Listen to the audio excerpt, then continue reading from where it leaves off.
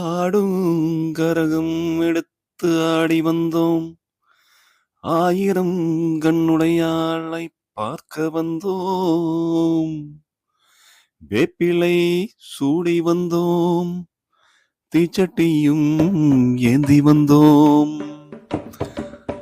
சேலம் மாரியம்மன் பண்டிகையில ஒவ்வொரு செவ்வாய்க்கிழமையும் ஒவ்வொரு புது விஷயங்கள் அரங்கேறும்.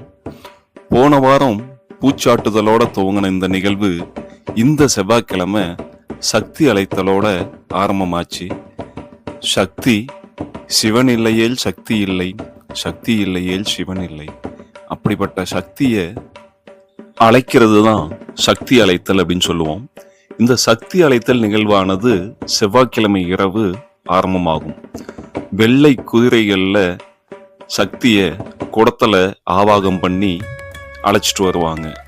இதுக்குண்டான நிகழ்வு தான் சேலத்துல ஆரம்பமாச்சு. இப்போ இந்த சக்தி அழைத்தல் அப்படிங்கிறது பார்த்தீங்க அப்படின்னாக்கா, இந்த சக்தியை ஒரு பூர்ண கும்பமான குடத்துக்குள்ள ஆவாகம் பண்ணி அவங்கள கோயிலுக்கு அழைத்து வந்து இந்த திருவிழாவை நடத்துறதாகும். இந்த சக்தி அழைத்தல் நிகழ்வே பார்த்தீங்க அப்படின்னா கோலாகலமாக நடக்கும்.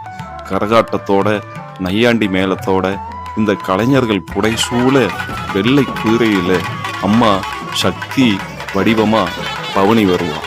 ஊர் முழுக்க பவனி வந்து கோயில்ல இந்த சக்தியை நிலைநிறுத்துவாங்க. அது மட்டும் இல்லாமல் கம்பம் நடுதல் அப்படிங்கிறது இந்த பண்டிகையோட மிக முக்கியமான சிறப்பம்சம்.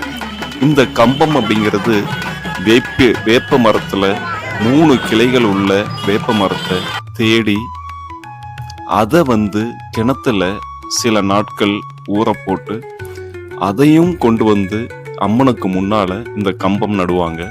இந்த கம்பம் அப்படிங்கிறது தான் வந்து அம்மனுடைய கணவன் அப்படிங்கிற ஒரு ஐதீகம் இருக்கும். பண்டிகை முடிந்து இந்த கம்பத்தை பிடுங்கி திரும்பவும் கிணத்துல கொண்டு போய் போடுவாங்க. இது கம்பம் பிடுங்குதல் அப்படிங்கிற ஒரு நிகழ்வா தனியா நடக்கும். மாரி தெய்வமான இந்த மாரியம்மனுடைய பண்டிகைக்கு மறக்காம சேலம் வந்துடுங்க மக்களே.